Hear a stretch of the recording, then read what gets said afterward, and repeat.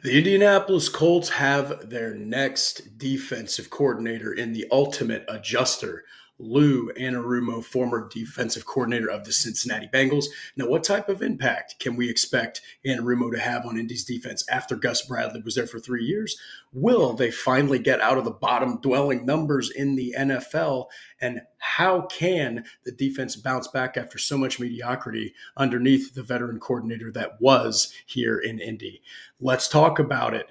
Welcome to the Horseshoe Huddle Podcast, brought to you by Indianapolis Colts on SI.com. My name is Drake Wally, deputy editor of the channel, co-host of the Horseshoe Huddle, and then joined by my fellow analyst, fellow co-host of the Horseshoe Huddle, Noah Gebert, the one and only. Noah, right out of the gate, man, we're giving our gut reaction to this hiring. What did you think about it? Were you expecting it? Just overall thoughts, just to kind of get us, a soft intro here. Yeah. I don't know that I was expecting it. I think on our last show, I mentioned maybe they wouldn't go after this kind of a high-profile name like Anarumo seemed to be, just because the timeline with maybe it being a lame duck situation where you've got Shane Steichen and Chris Ballard in a prove-it year. Maybe you're not going to be back there for a second year. So I was maybe thinking it would be a smaller name, a frame band. Could have been a guy. I thought Steve Wilkes was a little bit more in play after being out of the league for a year. So surprised that Anarumo was the guy. So I guess I'm just overall surprised that he was going to be the guy. I was definitely not predicting it. I'm surprised about the kind of lack of enthusiasm that I've seen throughout the Colts fan base. Just kind of comments 80% or maybe negative about the Anarumo just because of what went down last year with the Cincinnati Bengals defense and their kind of dramatic fall off. But we're definitely going to get into that fall off and kind of everything that went into that and anything that went on before that and kind of his accolades. But I think people forget this was a guy who was taking head coaching interviews 2 years ago. So he was definitely a highly sought after name. He's had success in the league. And I think Colts fans were kind of hoping for like a Wink Martindale type dramatic 180 shift based off of everything that they've been seeing from Gus Bradley over the last 3 years. Anarumo's not exactly that guy, but he's a lot closer to that than he is to Gus Bradley.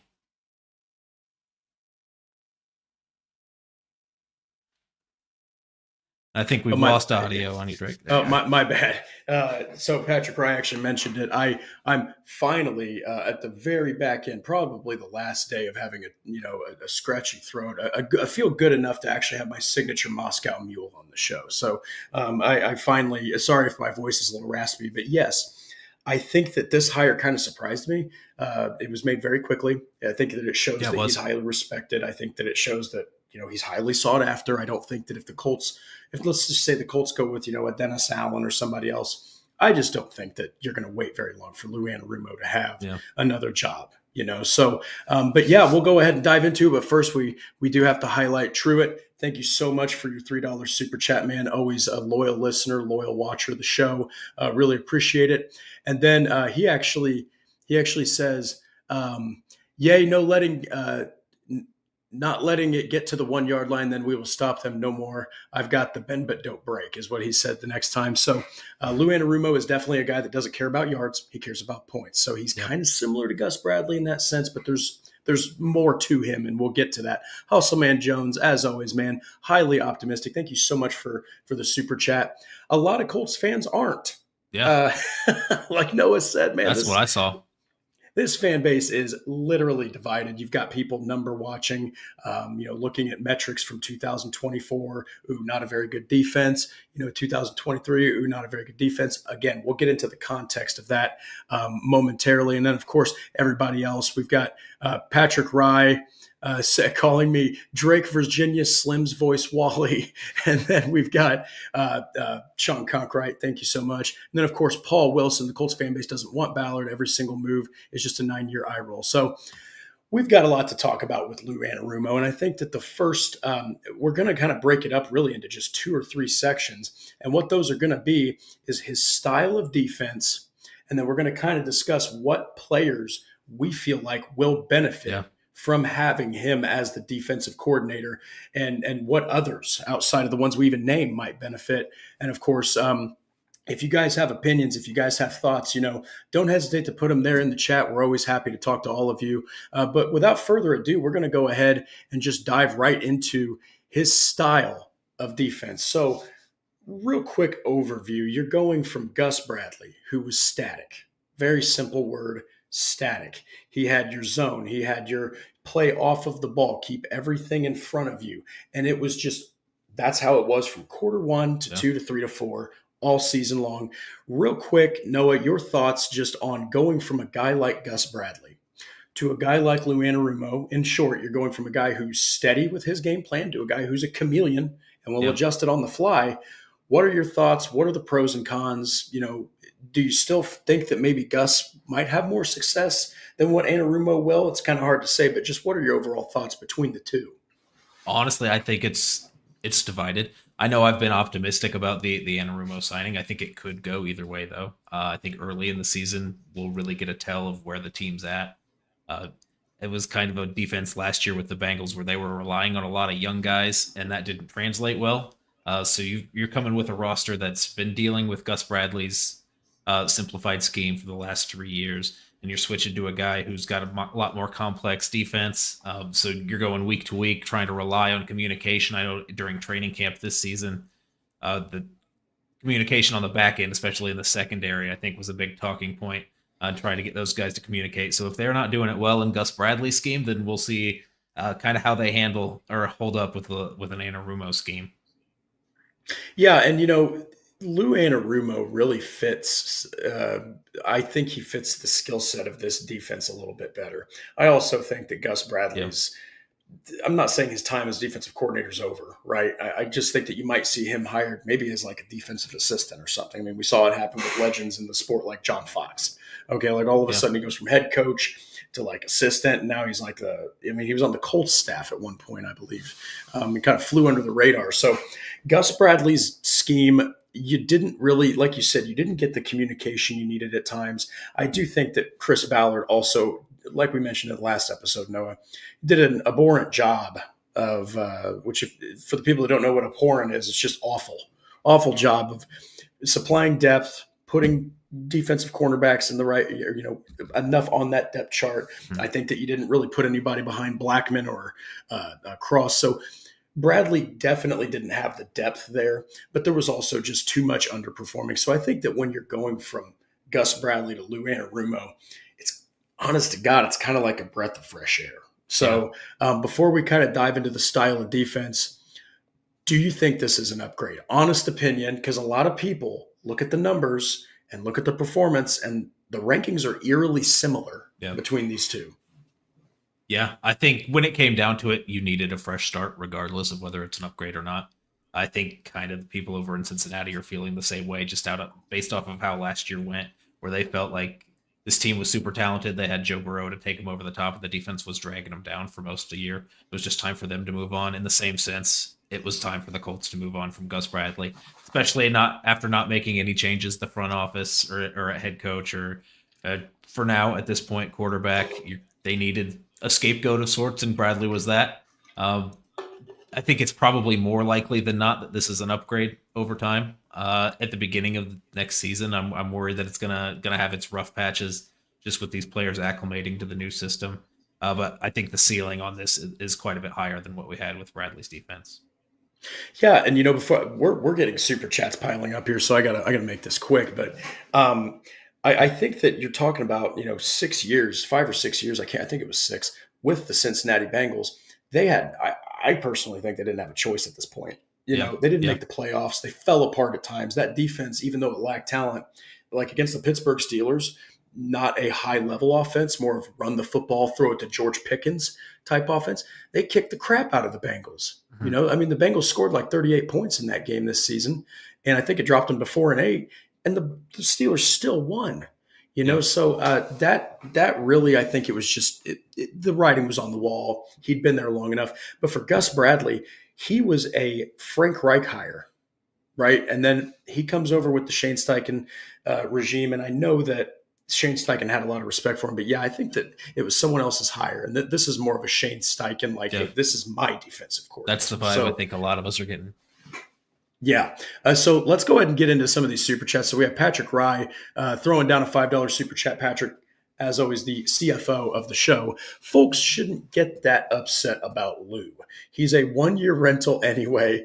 The whole staff and front office is gone next year after a 6-11 season. Patrick, I got to say, and Noah, you can weigh in on this too. Uh, if they finish 6-11, if they finish that bad, I don't even know if there's certain coaches that will make it to the end of the season. Yeah. I mean, you'd have to like start off like 6-2 and then somehow give fool's gold to Jim Irsay, and then you drop the last like 5 games. But I'm not sure if it's going to be 6-11. But I mean, it could happen. It could happen. You know, you only had 2 more wins than that this season. So, but yeah, thank you so much, Patrick. We'll go ahead and get to Semper Colts fan here. Perfect quote. Hate this pick. Hope this does not age well. The reason Semper Colts fan that I said that, Noah just mentioned that the Colts fan base is absolutely divided. Mm-hmm. So you're already seeing that. But thank you so much, Semper Colts. You are awesome as always. And then we have Paul Wilson throwing down a $5 super chat. Paul, the man, thank you so much. We have seen this story before. This is a lame duck staff and the team heading for a high draft pick for the 2026 draft. So actually, you know, we can really quick address this. Do you like around Lou Anarumo? He's probably going to be supplying his own defensive backs coach. I think it was Ron Miles, and there was another guy. Richard Carter, the linebackers coach, is also gone. Yes, those 2 vacancies are there. Regardless, I imagine there will be more as Anarumo gets in the building and kind of feels out the staff and kind of what he's looking for.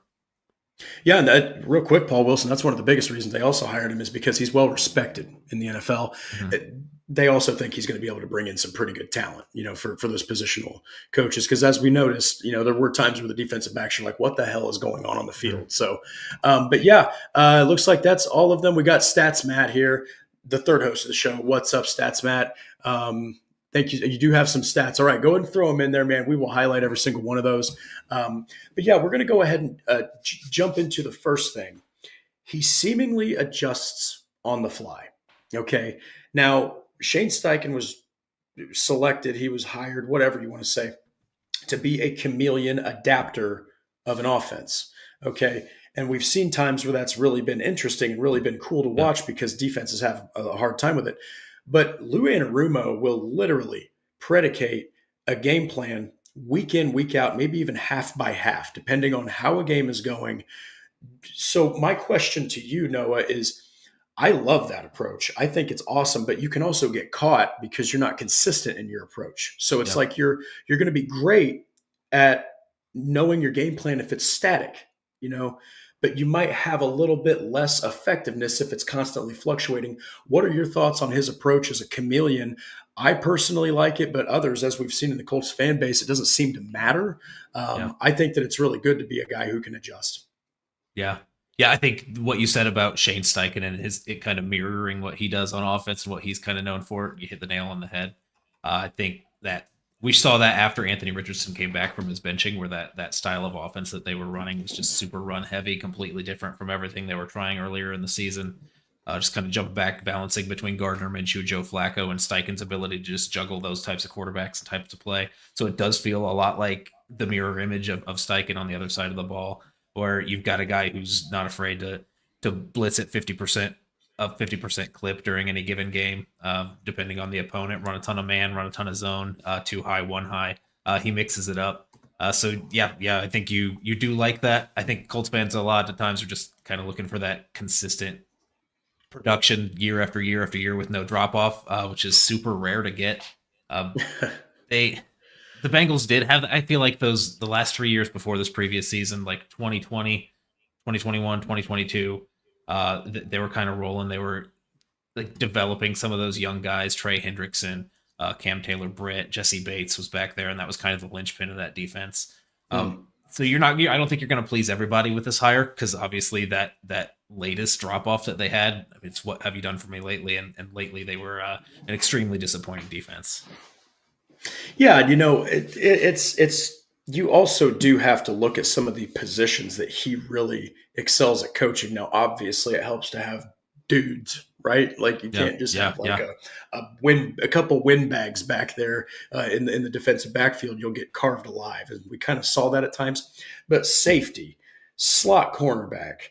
Those are two that really stick out to me. You saw it with multiple players in Cincinnati, and we'll get to the individual players that we think are yeah, going to really shine, along with who they why, because we'll go with some of the Bengals players that he had and why we think these players are going to shine. But yeah, I mean, adjusting on the fly is fantastic because you're in a league now where you've got some really talented offensive yeah. coaches, and the Colts schedule is tough coming up. All right, I mean, it's tougher, I think, than it was this year. Outside of playing the Bills and the Lions, I mean, the Colts honestly kind of had a cake schedule. Yeah. Let's be blunt, and they still couldn't make the freaking playoffs. So, but yeah, I like what you said there. I agree with all those points because I do think that it really helps to be able to adjust on the fly. Stats Matt with an absolute barn burner of a stat of the day. Check this out. Stat of the day. So this is Lou Anarumo's 2024, I believe, and correct me if I'm wrong, stats, Matt, but it's probably the 2024 coverage rates. Cover zero, which is where you blitz everyone, leave everyone on an island. We saw that the national title game yesterday. Yeah. 4% cover. Okay, so 4%, Colts 1%. Cover one, he ran at 20%, Colts 13%. Cover two match, 2% both, or excuse me, 2%, 1% for the Colts. Cover two was 15% for Anarumo, 19% for the Colts. That's no shock because Gus Bradley loved his cover two. Yeah.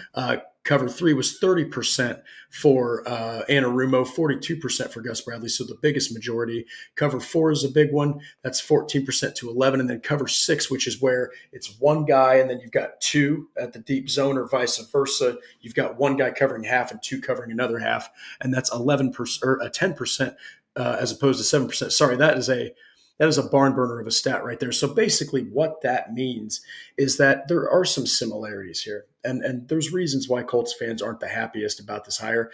But it also shows Anarumo is willing to pretty much implement any kind of defense. I mean, when you see that, is there any one of those that are riskier that stand out to you? I mean, the riskiest one for me is cover two. I'm not the biggest fan of cover two. Cover three has some openings like along the outside of the flat. But I mean, that's a lot of different defenses that you're implementing. And of course, for very, very many different game situations. Yeah. I think the biggest one that stands out to me there, and I was kind of planning on hitting this point anyway when we were going to talk about individual players, but sure, really the players that aren't going to be most affected by this, we're not planning on covering extensively. So I'll just throw it in here.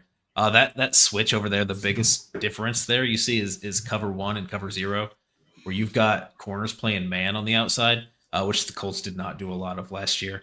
And you've got, I'm not counting, again, I'm going to be the eternal pessimist at this point on Juju Brents. I hope he works out, but I'm not considering him as part of the plans for the future until something else happens. So you've got Jalen Jones and you've got Sam Womack, who played largely zone last year.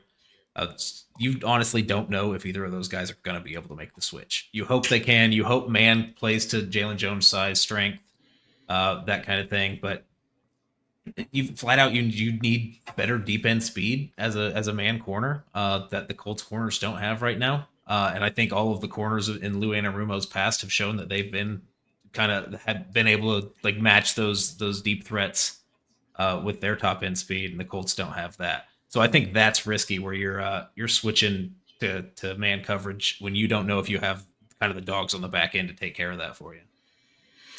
I gotta say, we can address this real quick. You are not the ultimate pessimist here. Okay, I mean, Juju Brents, you can't do anything if you can't stay healthy. You could be the most incredible athlete, best player in your position. I mean, Jelani Woods is a great example. Yeah. I'm not saying he's the best, but without question, probably the highest ceiling of any tight end can't stay on the field. Well, Juju Brents might have the highest ceiling of any cornerback. Guy's long as heck. He plays good zone. He plays physical man. He can pressure a receiver into running a different route. He's so big. He's just a difficult guy to game plan for. Can't stay healthy. So right now you're looking at your cornerbacks like it's Jalen Jones and it's Kenny Moore. You don't know if Sam Womack's coming back. Yeah. So it's like, you're not being an ultimate pessimist, man. You're being an ultimate realist. Juju Brents right now is without question the cornerback 4, and that's if you keep Sam Womack. But so the next big thing that we're going to discuss here And boy, everybody is just keep those keep the chats going there in the chat. Everybody's really conversing over this subject here. It's awesome to see. The other thing, the next point out of 5 is that he predicates his approach on confusing quarterbacks. And the biggest thing that he has done, his biggest claim to fame, is that he confuses the hell out of Patrick Mahomes. He did it again this year too. This dude will drop defensive lineman back in a zone. He'll out of nowhere run cover 0. He won't even run it for weeks and weeks and weeks, and then he'll save it for one guy in a certain position. He's just really known for confusing quarterbacks, and he gets these nicknames that I think I heard in a couple podcasts that he doesn't really like.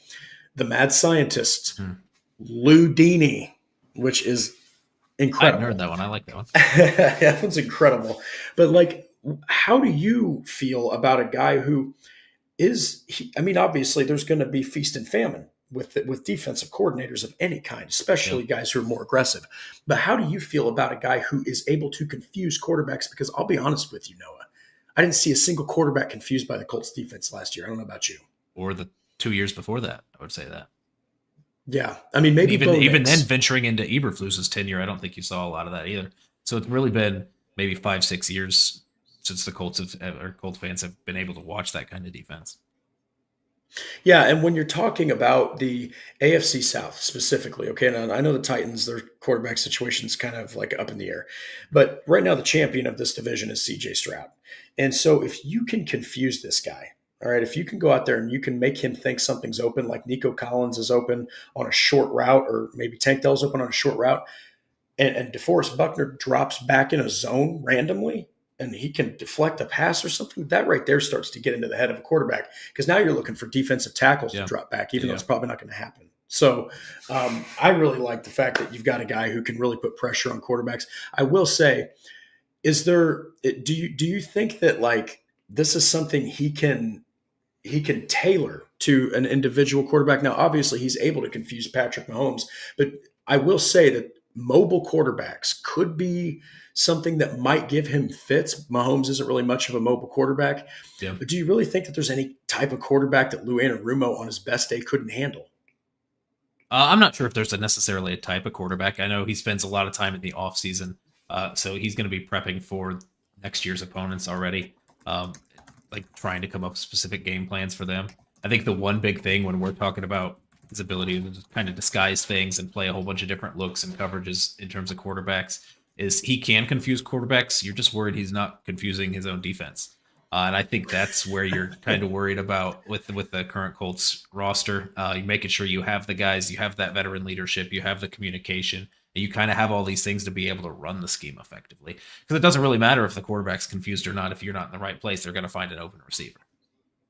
Yeah, and before we get into the third thing here, that is something that is a con to him. Okay, he has not had the best success with young players, and it's been because they've been confused by his scheme. And one of the knocks on him is that he values veteran players because he knows that they're going to understand it. So I'm hoping that I don't want to say don't keep doing what made you successful, but hopefully he simplifies it a little bit, because the Colts have young players, guys like Jalen Carlisle, guys like Jalen Jones. I mean, you got guys like Nick Cross, just really key pieces, Latu. You want to make this complex to where you can win and put pressure on an offense, but simple enough that your young guys can understand it so that they're not losing confidence. And I think you kind of saw that at the end of this year when the Bengals were relying on those young guys and they were kind of playing everything that they had tried to play before and struggling with that. They really kind of picked it up a notch when things did get a little bit simpler and the coverages were not varied as much. So, I mean, it took him a little bit longer than you would hope a coach of kind of his experience would be able to recognize and make that shift. But in the end, he did do it. Yeah, and as long as you're able to get the confidence back, because I know that was probably one of the biggest things. That's all that matters. So the third thing that we'll get to here is he's not exactly a super duper heavy blitzer, and he will still blitz more than Gus Bradley did, though. So even though he's not really that big of a blitzer, it's still encouraging that you're going to have more. And actually, StatsMap provides something really good here. Yeah. He blitzes about 5% more. Now, is that going to, is that crazy? No, but that's 1 out of every 20 plays he's going to blitz. Yeah. So, I mean, that's okay with me. I mean, you've got Zaire Franklin, who I think this is torn down the middle. But there's people that are like, well, he's not that effective at blitzing and running downhill. I personally think that he shoots the gap pretty well. He had a couple sacks this season. There were times where you saw him blitz, and he actually had some stops back there.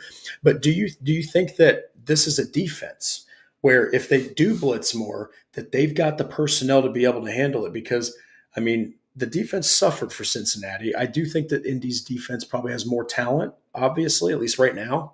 Yeah. But do you think that blitzing a little bit more is going to elevate this defense? I know that's something that Colts fans have been clamoring for, definitely for over a year now. I mean, yeah, it's hard to tell. Especially with I think EJ Speed could have been an effective blitzer, but I don't think he's coming back in terms of that scheme. I think Zaire Franklin is pretty good at it. I think I don't know if he's on he's not on the list of people we'll individually talk about, but in terms of kind of that veteran guy who can communicate and kind of do all these well-rounded things, I think Zaire Franklin does have a shot of having an uptick in, not in his production, because his production was great this year, but just kind of balancing out and doing kind of everything that you ask of him. But yeah, as far as personnel on the defensive line, you have good athletes. I mean, Ebukam might come back, might not come back. I think he's a good athlete that would do well on twists and stunts. D-Buck's always going to do that. Latu did it well in college. We'll see if that translates well to the NFL. But yeah, he's one of those guys that could be used in that role. And then also, I'll throw out Kenny Moore was a great blitzer. I think just his second year in the league, his first year as a full-time starter, he blitzed 70 times in 2018 under Matt Eberflus. He hasn't blitzed as much since then, but he was super effective then. I think he had 5 sacks, 7 hurries. And I know that Anarumo blitzed Mike Hilton a lot when Hilton was over there with the Bengals. So I think that could be something we see more of. That'd be great. That'd be great. I mean, I'm a firm believer that if you not like Wink Martindale here, you have to blitz every single play. You don't have to have a 40% rate of it, or like a Brian Flores where you're shooting comments at the quarterback every single play. But it's nice when you can kind of mix it up a little bit and send a linebacker here, send a corner there, send a safety there, bring that safety up into the box where he plays more of a light linebacker. And then, a guy like Nick Cross is a perfect guy to blitz. A guy like Kenny Moore is a perfect guy to blitz because he's had several sacks in his career when he's allowed to do it. So I think that's going to be something that's really great. So the other thing that we'll get to, we only have 2 more points here, but they've kind of been touched on, but they're a little bit different. So the first thing is he will make constant adjustments rather than keep a static approach 1 through 4. Now, what I mean by this is like, there are times where we've seen it where, I mean, especially against the Chiefs, I know we go back to this, but not many defensive coordinators can figure out Mahomes. They just can't. Lou Anarumo can, and he has almost every time. Like that him and Burrow, that Mahomes and Burrow have gone head to head. That Super Bowl season where they go to the Super Bowl, and of course they lost to the Rams, they didn't do that great offensively. Yep. It was the defense of Lou Anarumo that stood out. Of course, you lose Von Bell. I know he came back, but you lose Jesse Bates. You lose DJ Reader. There's good players that they lost that were on that team, but that defense was really what helped them get to the Super Bowl and then to the AFC Championship the following year. So my question for you is, do you think that maybe Lou Anarumo doesn't get enough credit for what he's done in Cincinnati? It seems like Colts fans don't look at that. They look more at the recent work when they lost all those players. You got to have dudes, people. If you don't have dudes, it's really difficult to win in the NFL. But what are your thoughts on his accomplishments? Do you think he's not getting enough credit? I do. I was surprised by the kind of the pessimism that was going around in the Colts, like just on Colts Twitter, everything like that is where I saw most of it. Like a lot of pessimism there in terms of kind of how they're going to change and kind of what the options were that were out there, and disappointed that they didn't go a certain way. Overall, I think his accomplishments in Cincinnati were really good. And it's hard to do that year after year. I think Colts fans have the right and kind of are on the right track when they're talking about being a little scared of what happened because of last year, because they didn't have the personnel in Cincinnati and the defensive scheme suffered for it. And I think you're coming into a team where maybe you don't have the personnel, especially on the back end. Your front seven is pretty good. I think with your defensive line, especially, is going to be a strength for him. But in the back end of that back four, back five, I think is going to be a weakness. So I think Colts fans are right to be wary of that and wary of what went down last year in Cincinnati and how that does have the opportunity to repeat itself because of just the lack of personnel they have. Yeah, and it's going to be one of those things where I also believe that Lou Anarumo with free agency, with the upcoming draft, he's going to have a say Yep. in getting something done with that roster because you can, like Ballard mentioned, you can't just keep running this thing over and over and over again because you got to get a new influx of talent somehow, some way. Whether that's a couple free agent signings, I expect the Colts to, of course, address offensive needs in the draft, but I also Yeah. expect them to get some dudes on defense. I really do. I think that getting Samson Ebukam back potentially, that's a big thing because he did lead the team in sacks in 2024 or 2023. So there's guys that were. I mean, this team was littered with injuries, Yep. and you definitely saw it, of course, with a guy like Juju Brents. So one of the last things, and actually, before we get to that, we'll highlight a couple comments here. This one's from Wyatt Austin. This has got to be greatly centered around Latu. So Leatu Latu had 4 sacks, 3 forced fumbles. He had like 38 pressures. He Fans forget he wasn't supposed to play as much as he did. Yeah. Actually, he was supposed to sit behind Samson Ebukam or like rotate in on passing downs exclusively because Ebukam's a far better run defender.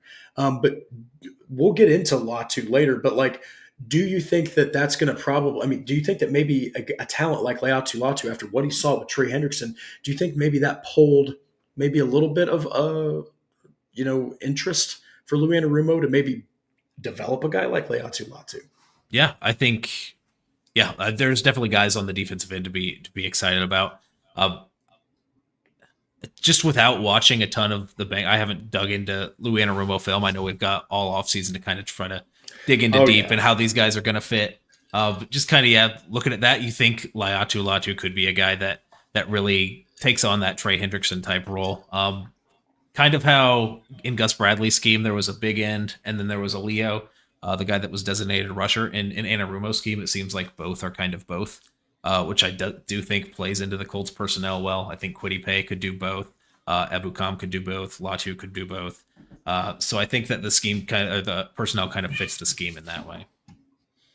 Yeah, and that's something that I really am happy that Leatu Latu is going to get. Is he's going to get? I mean, he had Gus Bradley, right? And I'm not sure. I think Charlie Partridge is probably staying, but I think that it's going to be interesting to see what he does with a youngster like Leatu Latu. Because again, Lou Anarumo, we're talking a lot of pros here. Okay, he has not done the best job with young players. That's his biggest knock is he just hasn't. He's had a little bit of a gaffe, a faux pas when he's trying to develop some of these guys and get them to Yeah. adjust to his scheme. So again, you're hoping that he does, as he's been doing, adjust, and that not necessarily with the opponent, but with his own players, so that they can succeed. So, Yeah. one more thing before we get to the final point here. If we are honest, he's getting a better front seven. Noah already mentioned that. The secondary is comparable. I think get a cornerback one and a free safety in this defense would see crazy differences in this year and next for Indianapolis. So, would you say that cornerback and free safety are probably the 2 biggest needs for this defense right now, Noah? Free safety, definitely. Honestly, Julian Blackman might be able to be that guy, but just because of how the defense went last year, I feel like it's just logical to move on from him and not bring all these guys back. Um, the Bengals really struggled with missed tackles last year. Oh yeah. Julian Blackman was a huge part of that on the Colts this year. He was maybe playing with one arm with his torn labrum, and he looked like a safety who was playing with one arm at a lot of points in the season. Uh, Yeah. so I don't know how much that injury factors into it. I don't know how much the Colts consider that. But Julian Blackman is one of those guys who can be rangy on the back end, playing a single high, can be a good communicator with the rest of the defense. So I don't know that they go back with him. I think it's logical to move on from him, but definitely someone like that in the back end. Yeah, yeah. And so the final point we'll get to is the safeties and the cornerbacks play a massive part in what he does. Now, they did mention in the past, he's blitzed the slot corner plenty, and that's going to really benefit a guy like Kenny Moore. but it's guys like Von Bell and guys like Jesse Bates the third. When that Yep. defense was really kicking ass, it was when those guys were humming.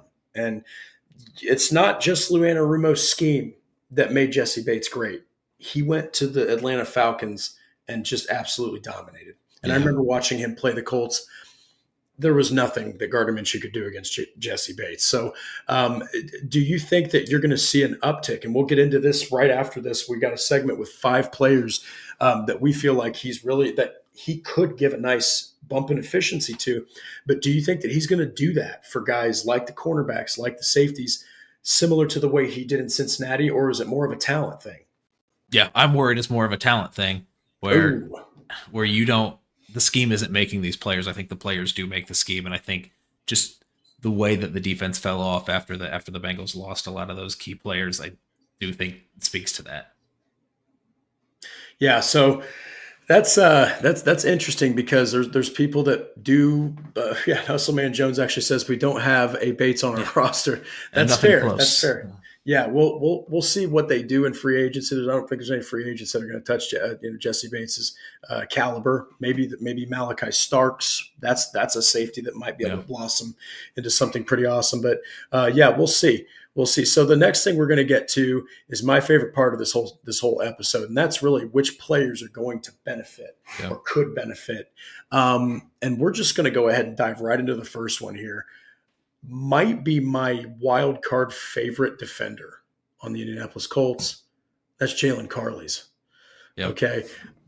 Zaire Franklin could benefit, but he does not have these skills, does not have the ceiling and the repertoire of weapons that he can, unfold on a football field that Jalen Carley's has. You're talking about a guy who I think was a top 5 Pro Football Focus ranked coverage linebacker. I mean, dude, he can keep up with anybody. And here's why. He was a safety in college. He was a safety for the Missouri Tigers. And so he made that transition to linebacker. What are your thoughts on Lou Anarumo having a guy like Jalen Carley's? If he can stay healthy, he only played 10 games, started 6, but he played really well. What are your thoughts on Jalen Carley's with Lou Anarumo's adjustments and all that stuff? Yeah, I'm excited to see him step into a role. I don't think you can. I mean, you're going to pencil him in as the starter just by default with what you have. I don't think, like we mentioned, just in the sake of competition, you can go into training camp assuming he's your starting will or your starting second linebacker, and there's really nobody to compete with him, push him for that spot. So I think you need to make some additions there, but I want to see how he responds to that. In Anarumo's scheme, the defensive ends are kind of tighter. I think with Gus Bradley, you saw them out in the wide 9 quite a bit. Anarumo's scheme, they just kind of stay in a little bit more. So I think that kind of influences the needs you have at linebacker and how you need a guy who can get sideline to sideline and move a lot horizontally. And I think Carlisle has that skill set to be able to do that. And then he just kind of fills in the gaps where you don't have the rest of the linebackers on the roster where they struggle in pass coverage. I think he can be that primary coverage guy. Yeah, and Carlisle has got so much potential, so that's going to be a name to watch in the regular season, especially as he gets a brand new coordinator. And actually, Matt mentioned something here. Why do we think they'll get better? I mean, it's not like we haven't seen plenty of dudes lead position coaches and flop as DC. I mean, this is going to be all about the fit, and if these talents on the Colts can actually fit with Anarumo's constant adjustments. Like Noah said, you're hoping it's not too freaking complex. That's the biggest thing, and his tendency to not connect with the younger players. You're hoping that he's not an idiot. He's a very straight shooter. Very, he's got success on the mind. He's got business on the mind. He really wants to succeed. And I think that he wants to get some of the respect back that he lost the last few years in Cincinnati. He probably wants to start that right now. So we'll see what happens with Carlisle. That's going to be an interesting one. I'm really excited to see him blossom. But the next one is probably the biggest one that everyone's been talking about, and that's Laiatu Latu. You saw what Trey Hendrickson was able to do. Now, look, Trey Hendrickson has 35 sacks over the last 2 years, 17.5 in each season. He's arguably the best pass rusher outside of Aiden Hutchinson. Yeah. I mean, he is an absolute world eater and just tears apart offensive tackles. Now, we saw glimpses of what Leatu Latu can do. Do you think that he could get a little bit of that magic that he pulled out of Trey Hendrickson, or maybe that Trey Hendrickson pulled out of his scheme? Do you think that Leatu Latu can make that happen in this scheme, or do you think that it's more hinging on, or more hinging on, like, if Latu can make that year two jump, and with that, if him and Anarumo can actually make those things be cohesive? Yeah, I think the year two jump is just necessary. He showed flashes. Of course, he wasn't as productive. I think when you draft a 23-year-old rookie that early, you draft him as the first defensive player off the board, had all these accolades as being the most refined pass rusher in the draft. All those things might be true, but you kind of came into the season with high expectations for him to hit maybe double-digit sacks. I think that was a big number that everyone was talking about.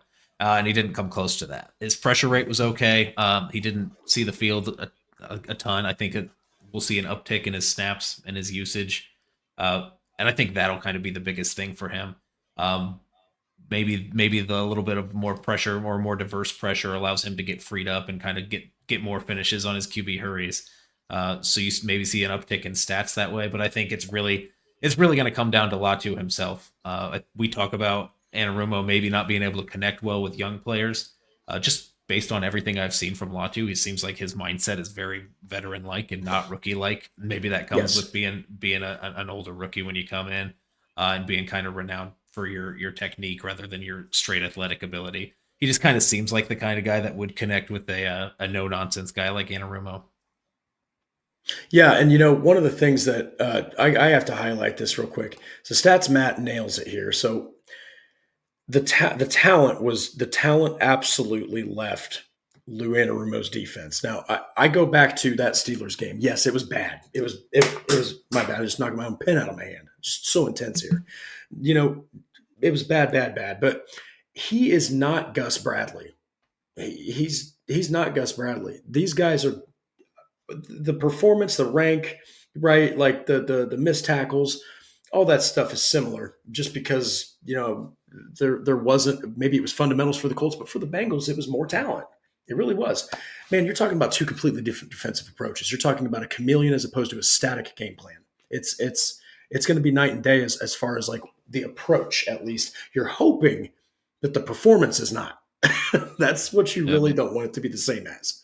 So, um, but yeah, like that. That's a good point there. But the next guy we'll get to, we got to kind of get through these next ones here because we have spent a lot of time talking about Lou Anarumo here. The next one is probably one of the biggest ones, just because he absolutely broke out in 2024, and that's Nick Cross. What you're hoping though is that the guy doesn't have to make 140 plus tackles. When Yeah. your safety is making 140 plus tackles, people were really excited about that for some reason. They were like, "Hey, Nick Cross is a hustler." Oh no, Nick Cross had to make third level tackles. I Yeah. mean, it was constant. So, your thoughts on Nick Cross? I know that he's not Jesse Bates. I know that you're still dealing with a very young player. He is going into year 4. But what are your thoughts on Nick Cross? Do you think that he can have another year where he shines? Hopefully, doesn't make as many tackles. Yeah. I think he can. He's the guy that I think it hinges on a lot when you're talking about a switch into a complicated scheme. I think when we were talking about those training camp communication issues and Nick Cross trying to take the reins as that full-time starter, and he just wasn't grasping it. And they were going back and forth with Rodney Thomas and him and trying him at free safety and strong safety and just trying to find out the spot and the mixture because the young guys just weren't communicating well.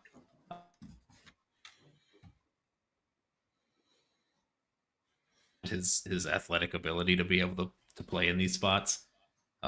He's going to be that guy that's never going to end up like that Jesse Bates single high guy. I think the Colts kind of had a vision that he could maybe try to fit into that role, but they gave him so many opportunities and tried to put him into a single high, like that free safety role, and just kind of let's settle on he's going to have to be a strong safety, and we're going to have to move Julian Blackman back just because that's what Nick Cross can handle right now. And he had a good year. I'm not going to say that it was world beating, but I think it was above pretty much everybody's expectations for him. Maybe not Chris Ballard's. I know Chris Ballard's been super high and bullish on him coming out and being this athletic freak and kind of a mainstay on defense. But I think, and correct me if I'm wrong in the chat, but I think he pretty much surpassed every fan's expectations of what, because coming out of training camp, he was kind of public enemy number one after the Josh Downs injury and his interview after that, and just him not being able to take that starting role, and all those expectations were on him, combined with all these free safeties who were open on the market that Chris Ballard never made a move for. There was just a lot of animosity towards Nick Cross, and he did a really good job with his play this year of taking advantage of the opportunity and turning it around. But I think this is going to be a whole new ball game with Anarumo's defense. Yes, I mean, Unboxing Bros, too, had a very solid year this year. Hustleman Jones, Nick Cross was a young player who has grown. He can't see the bench anymore. He has to play big now. Hey, that's absolutely true. Very brief, Nick Cross was benched his rookie season. He was supposed to start. Rodney McLeod comes in, okay, and doesn't relinquish the starting position. Last year, he plays like under 300 snaps, so he really barely played last year.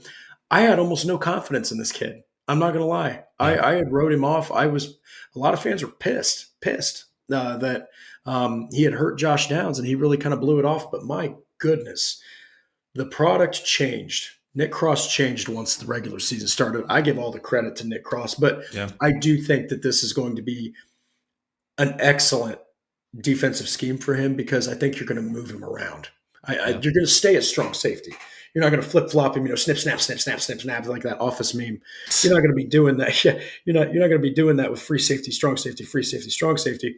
But you can take this dude, you can put him in the box. You can have him rush the passer. You can have him just beeline for the running back. Not that great in coverage, and that's something he's going to have to work on. Hopefully, Lou Anarumo brings in a good defensive backs coach, because Nick Cross's Achilles heel is coverage. That's where he really does not do the best. But we got to get to the last two guys here. Of course, this one is because of DJ Reader and his run-stuffing success with the Bengals before he went to the Lions. That's Big Grove, okay? Grover Stewart and DeForest Buckner could have made this list, but DeForest Buckner is a pass rusher. He can also be a run stopper. He can probably drop back in coverage in some weird zone blitz. That's none of those things are Grover Stewart. Okay, he is a run stuffer to the nth degree. He almost fits exactly what DJ Reader was, maybe more talented. Yeah, this might be the most excited that I've been for Grover Stewart, because I think that he's going to shine with a guy like Anarumo. What are your thoughts on Grover? I mean, he's 31, but doesn't really show any signs of not being a pillar of that Colts defense. Yeah, no, he's going to be a stalwart. In terms of like people that I'm most excited for the change, I don't know if he would make my list individually. Okay, that's fair. Because he's been consistently solid. He's going to be the guy he's always been. I expect nothing less out of him at this point. I think you have a really good example in Anarumo's past with DJ Reader of what these guys, or what a guy in this kind of role can accomplish on a defense. And you already have that guy in Grover Stewart. He can be that guy, and I fully expect him to be a stalwart in the middle of the defense, being that run stopper, racking up more tackles than he has in the past, because I don't think we're trying to free up the linebackers as much as we were in Gus Bradley's scheme. So maybe statistically that's a little uptick for him, but he's gonna be the production that we've always seen from him, and it's gonna hurt when he's not on the field like it has in the past. Yeah. And so I'm really hoping that Grover Stewart can just continue his success, but I would like to see some more tackles for loss. I would like to see just a little bit more. I know he's not a pass rusher, but it would be nice if you would see just a couple more pressures, maybe some more sacks from Grover, just to complement him and Buckner. And hey, it would also help if Raekwon Davis, if he isn't cut, it would help if he actually provided depth behind Grover Stewart, because then you're not relying on Stewart to be tired. Or you find it somewhere else. Yeah. Or you find it somewhere else. So the final guy, and probably the most prolific, the guy that everyone has been talking about, a great fit with Anarumo. He even put LFG on X when Anarumo was hired. So this guy is clearly pumped to have Lou Anarumo, and that's Mr. Kenny Moore II. This guy is an absolute dog. He's consistent. He can cover. He can blitz. He can defend the run. He can tackle. Kenny Moore is about to. I think he's about to feast in this scheme, because Anarumo is going to blitz him. He's going to put him in situations to get turnovers. I'm not saying that Bradley didn't, but my God, that 2020, I think it was 2022. Yeah, Kenny Moore was a shell of himself with Gus Bradley. He played better last year. Played better in 2024, clearly.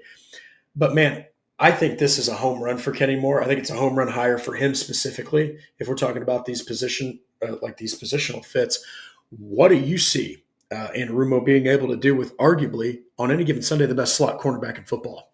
Yeah, no, this one's huge. Where I mentioned Grover Stewart, maybe not a ton changing for him. I think a lot does change for Kenny Moore, where he gets to be more of this defensive chess piece and not kind of sit back and play his role. I think that's something he mentioned he was a little frustrated with after that 2022 season with Gus Bradley, where it was just kind of, this is the play, this is the job you do. Whereas early on with Eberflus, he was utilized a little bit more. I mentioned that 2018 season where he rushed the passer 70 times. And Hilton's been a pass rusher for the Bengals in that slot position.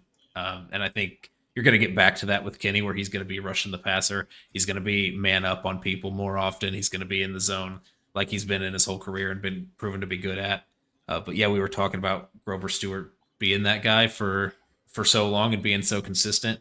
With Kenny Moore's career with the Colts, you have seen a little bit more fluctuation in his level of play as his coordinators changed, as kind of his attitude seems like it has changed.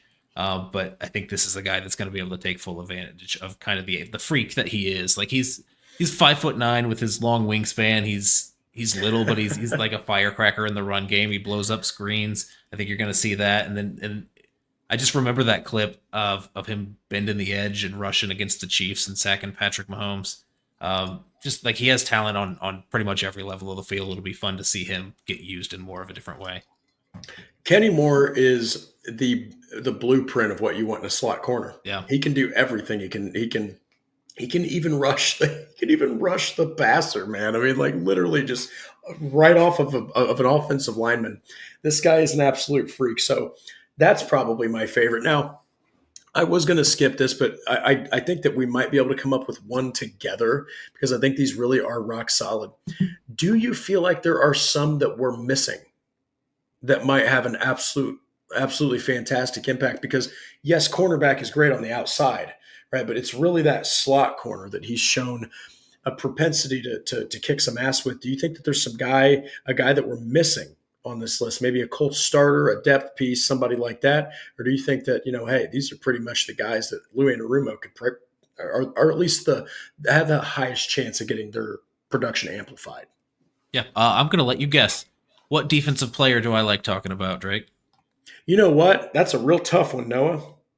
I think it's Jalen Jones. Yeah, I saw that. I saw him pop up in the chat too. I wanted to highlight that, but I don't have access for that. So, yeah, no, Jalen Jones, I think I recognize this could be a big shift for him. It could be make or break. Maybe he doesn't have it to be a man cover guy on the outside. But if he does, then I think the way that you rely on him changes. And kind of his impact on the defense changes. I think he was this guy who was playing a lot of cover 3, where he had deep responsibilities, and you still saw him be aggressive. His biggest strength last year, I thought, was those in-breaking passes, slants, and ins, where he always seemed like the receiver had a step on him, but he would dive in with his long arm, make a break up on the ball. I think him being in man allows him to be a little bit more aggressive. Even on those shorter routes. So maybe you see that him jump some out routes a little bit more in the same way that he was jumping those in routes. So hopefully in man a little bit more, you see a little bit more ball production with him. And I think that's the next step for Jalen Jones. You saw it. I know it's Caleb Williams and it was early in the year, but man, I was at the Bears game. Jalen Jones had 2 interceptions. Yeah. I mean, that was a game where I was like, oh my God, it happened. He broke out. He's going to have 5 on the year. Not saying that that's going to happen, but I do love that because I think that you're looking at your number 1 cornerback on the outside. I don't care if he's a 7th rounder. The guy absolutely was he snuffed out receivers in college. No one wanted to throw his way in college. And then you brought that over to the Colts. I love his physical style. I think that that's going to be great, especially for man defense. So that pretty much kind of wraps up the show. I guess the last question I'll ask you before we get to the news and rumors, very simply, are you happy with the hire? I am, man. I wasn't expecting it, and I wasn't expecting kind of the backlash that it got. I was ready to see something a little bit more diverse on the Colts defensive side of the ball. I am a little bit worried about the personnel that they have back there and worried if they can make it fit.